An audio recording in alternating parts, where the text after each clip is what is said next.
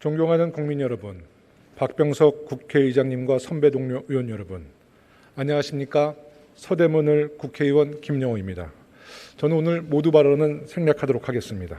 먼저 법무부 장관께 질문드리겠습니다.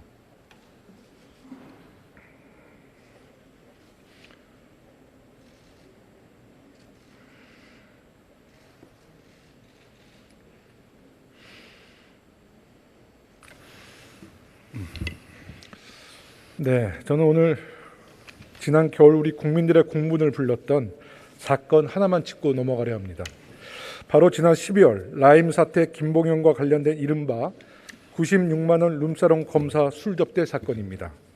당시 김봉현 씨로부터 룸사롱에서 술 접대를 받았던 검사 3명 중 2명의 검사는 무혐의 처분을 받아 불기소 결정이 내려졌고 1명의 검사만 청탁금지법 위반으로 기소된 상태죠? 예, 그렇습니다. 무혐의 처분을 받아 기소를 면한 2명의 검사는 아직 현직에 있고요. 맞죠? 예, 현직에 있습니다. 그런데 이 사건에 대해서 검찰이 수사 결과를 발표했을 당시 공수처 출범이 한 달 앞으로 다가온 시점이었기 때문에 공수처 1호 사건으로 다뤄야 한다는 주장을 하는 분이 많이 있었습니다. 왜 그랬다고 생각하십니까? 아무래도 그동안 검찰 조직 문화의 일부 현상으로 제 식구 감싸기라는 국민적 비판이 많이 있었습니다.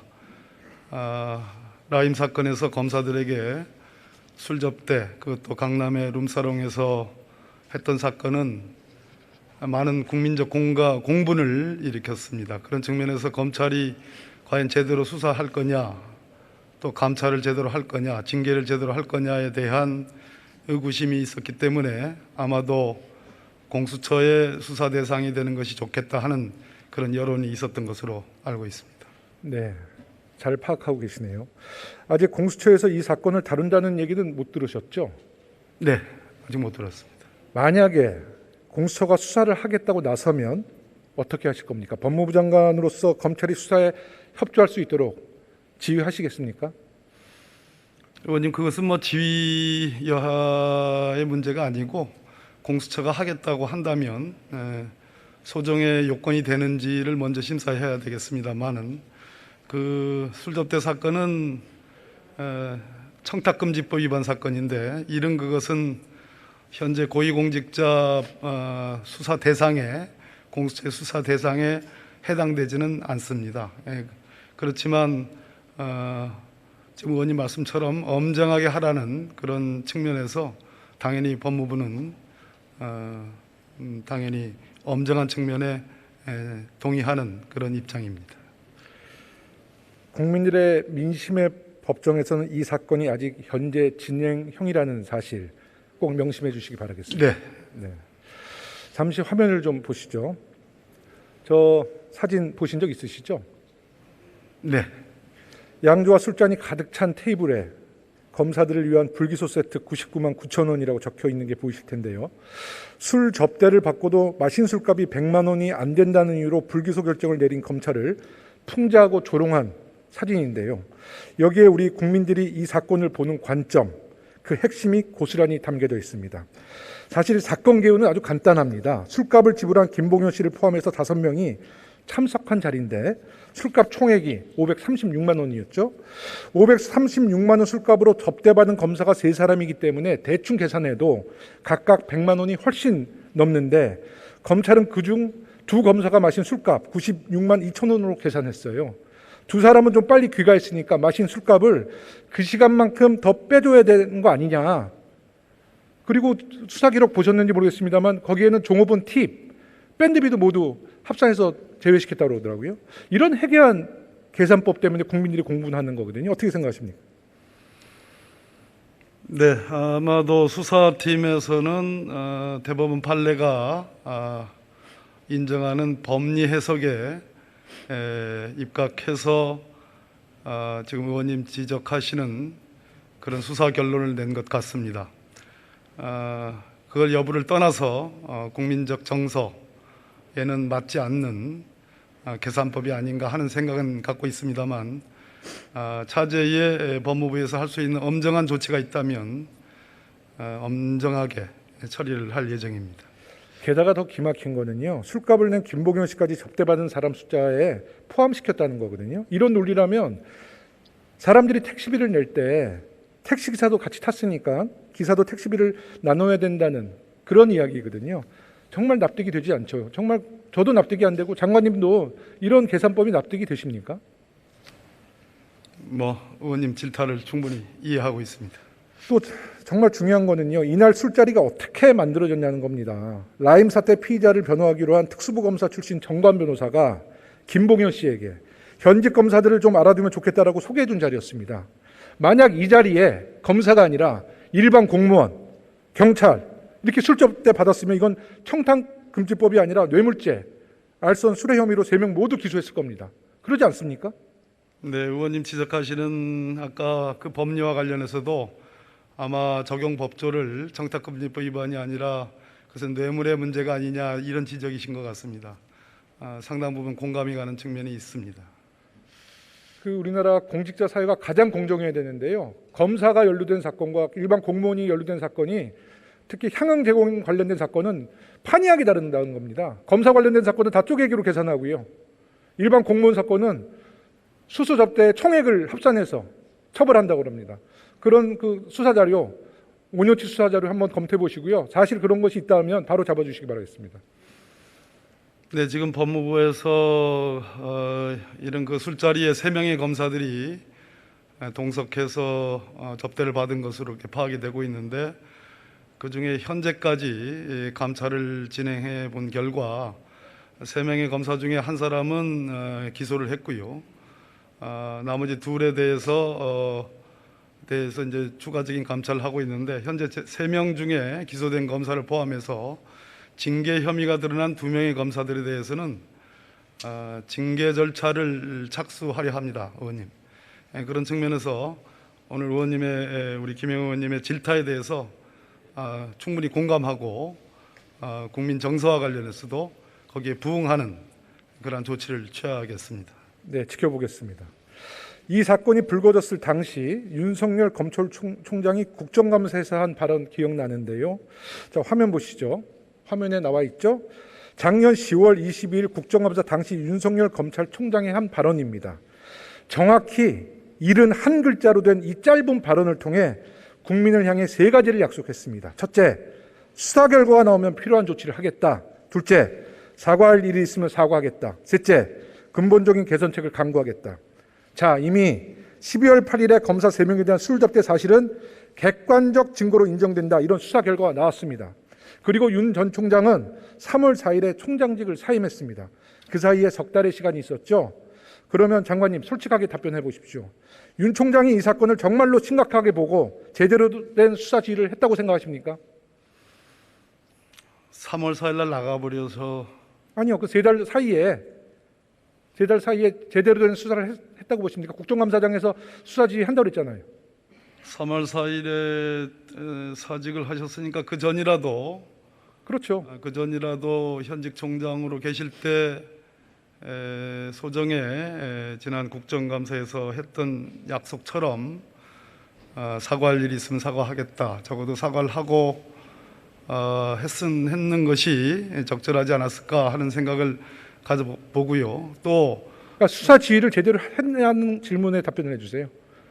수사지휘 사실은 이제 남부지검의 수사가 검찰총장 당시 윤석열 검찰총장의 수사 지휘와 단절돼서 독립적으로 하는 수사였습니다. 그래서 최종 수사 결과만 보고하도록 돼 있기 때문에 아마 수사 지휘 여지는 그렇게 충분하지 않았을 거고요. 아니요. 윤석열 총장이 국정감사에서 저도 심각하게 생각하고 있고 수사를 지시했기 때문에 이렇게 답변을 했어요. 수사를 지시했다. 그러니까 수사 지시를 잘했냐는 거예요.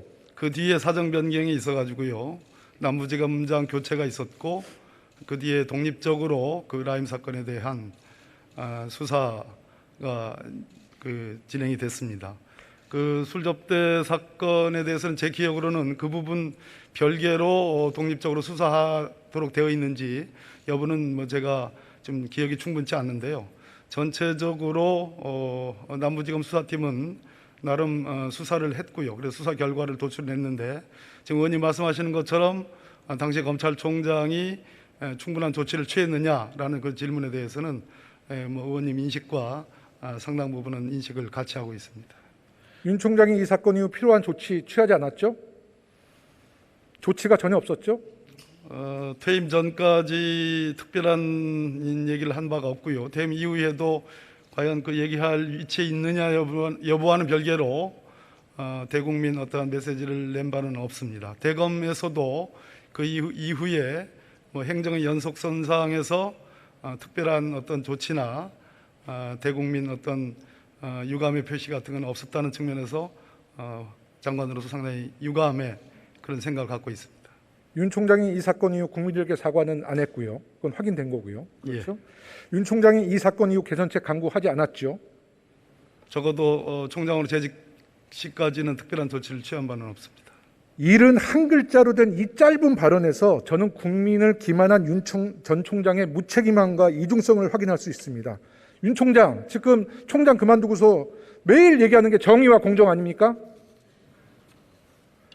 박근혜 국정농단 사건, 조국 장관 사건에는 그렇게 무섭게 칼을 휘두르더니 검사가 연루된 사건에 칼을 꺼내기는커녕 후배 검사들에게 방탄 촉기를 입혀주는 격입니다. 윤 총장은 여기서도 조직의 안위를 선택했던 거죠. 윤 총장은 검찰개혁 내내 조직을 보호하려 했지만 결과적으로는 오히려 대한민국 검찰의 신뢰를 땅바닥으로 추락시킨 장본이기도 합니다.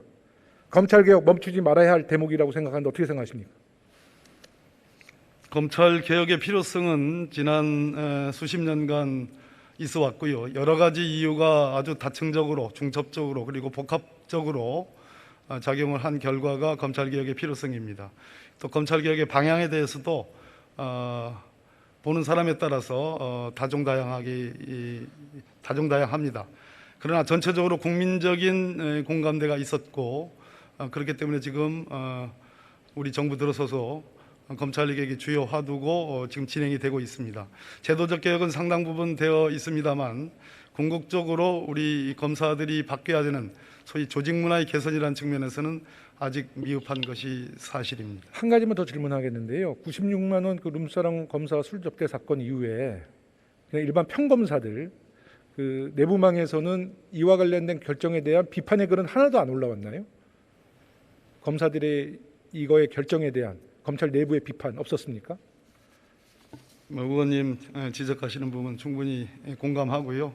제가 장관 취임 이후로 그 부분에 대한 언급이 있었던 것은 제가 기억하지 못하고 있습니다. 참 답답합니다. 인사 관련돼서는 그 많은 내부망의 비판이 있었는데 자신들의 이런 모순과 부정에 대해서는 함구하고 있는 대한민국 검사님들, 정말 저는 우리 검사님들 좀 많은 반성을 좀 하셔야 되고 우리 대한민국 검찰이 다시 신뢰받기 위해서는 우리 검찰 내부에 자성어린 그런 목소리가 나와줘야 될 것 같다는 생각이 듭니다. 수고하셨습니다. 예, 명심하겠습니다.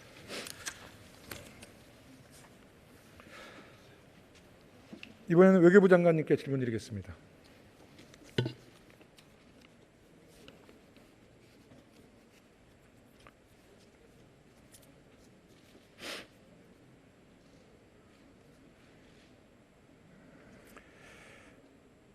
네, 장관님. 일본이 후쿠시마 원전 오염수를 바다에 방출하기로 결정한 이후에 우리 전 국민의 공분이 좀 커지고 있는데요.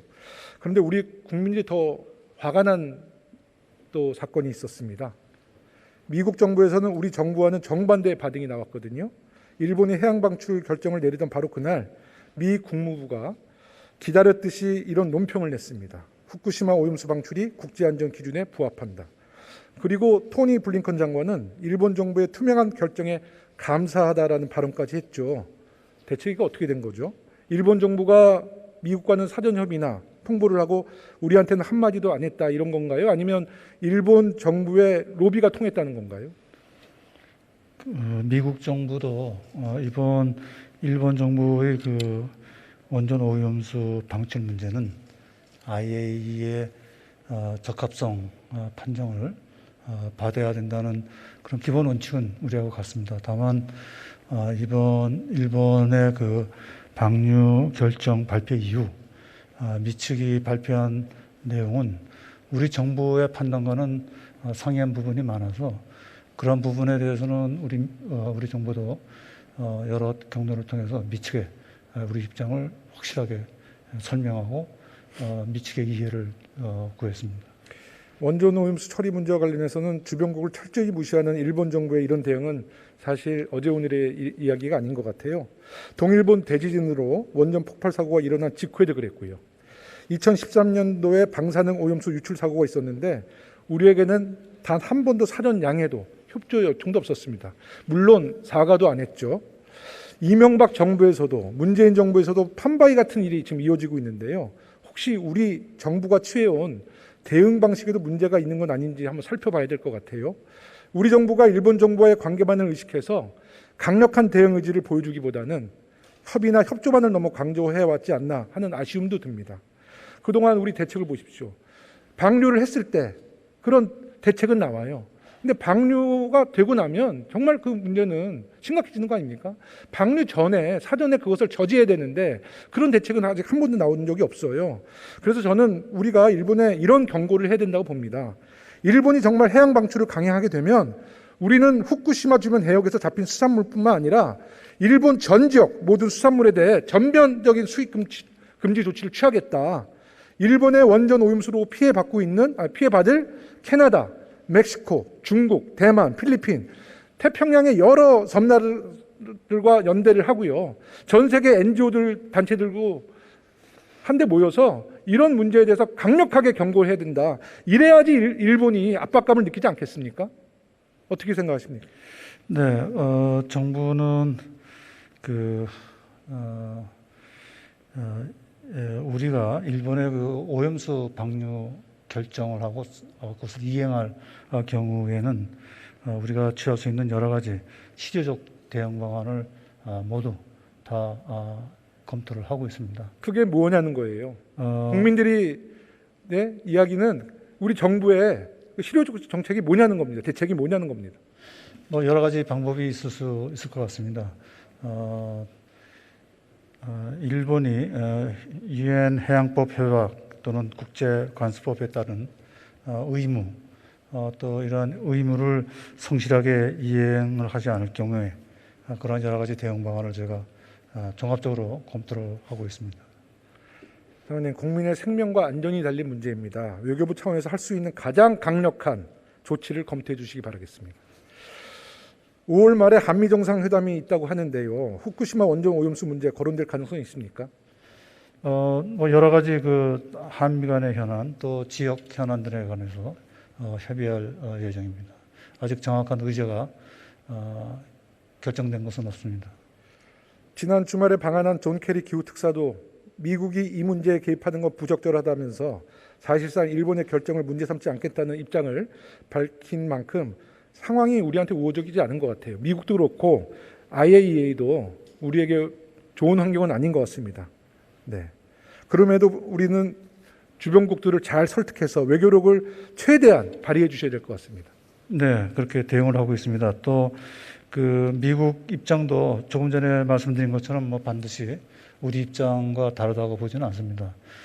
또 우리 주변국들뿐만 아니라 태평양 연안국들 또 EU, 유엔 인권 이사회 전문가들은 또 IAEA에서도 우리 정부 입장에 많이 공감을 하고 있습니다.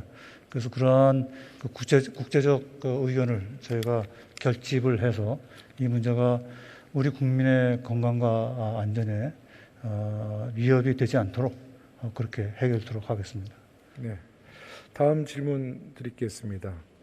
장관님께서는 국가안보실장으로 트럼프 정부도 상대해봤고요. 이제는 외교부 장관으로 바이든 정부를 상대하고 계실 텐데요. 최근에 고위급 회담 등 바이든 정부 측 인사들과 본격적인 접촉을 시작하셨는데 트럼프와 바이든 두 정부의 외교 스타일에 어떤 차이가 있었는지 좀 궁금하고요. 또 바이든 정부와 우리가 호흡을 잘 맞춰 나갈 수 있다는 그런 확신을 갖고 계신가요? 그렇습니다. 우선 바이든 신행정부는 동맹을 더 중시하고 또 다자주의 회기 이러한 기본 그 대외 정책 방향을 발표를 했습니다.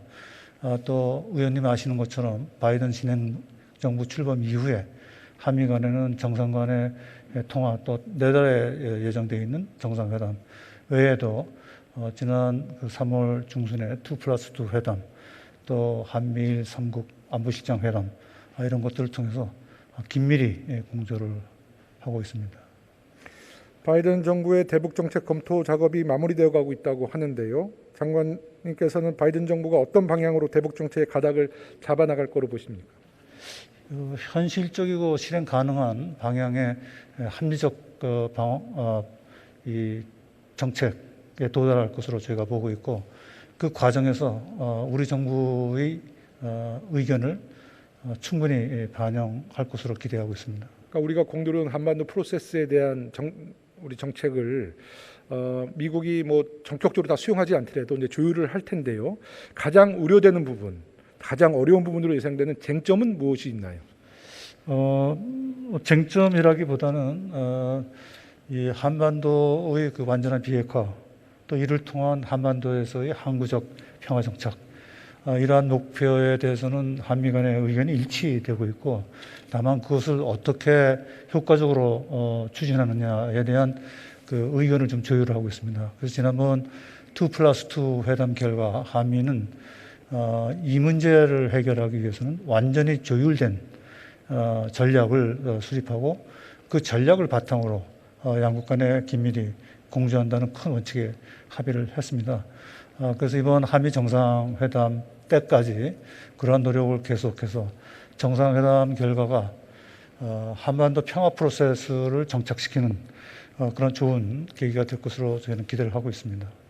지금 바이든 대통령과 문재인 대통령의 정상회담이 5월 말에 열릴 것으로 지금 예측이 되고 있는데 정확히 언제쯤 정상회담이 열리게 됩니까? 일자는 아직 그 협의 중에 있습니다만 5월 중반 이후가 될 것으로 저희가 그러니까 5월 중반 이후에 정상회담은 거의 확정적입니까? 그렇습니다. 예, 최근 중국 정부가 지난 2년 이상 공속으로도 또 한반도 문제 특별 대표를 임명했어요. 새로 임명된 인물이 류 샤오밍. 네, 그 북한 주재 대사로 있을 때 북한도 꽤 꺼렸던 인물이었다고 그러죠. 북핵 문제에 대해 굉장히 강경한 입장을 갖고 있다는데요. 지금 이 시점에서 류 샤오밍 이런 인물을 그 한반도 문제 특별 대표로 임명한 중국의 의도 그리고 어떤 의지가 담겨 있는지 한번 말씀해 주시죠. 중국은 한반도 평화 프로세스 과정에서 매우 중요하고 건설적인 역할을 계속 담당해 오고 있습니다. 이번 그 한반도 특별대표를 임명한 것도 그러한 노력의 일환으로 저희는 긍정적으로 평가를 하고 있습니다. 지금 미국과 중국이 서로 전략 경쟁을 벌이는 와중에도 한반도 비핵화 문제, 코로나19 방역 협력, 기후 변화는 이제 같은 뜻을 하고 있는데요. 이제 여러 가지 또 갈등이 생길 수 있으니까. 네, 그렇게 하겠습니다.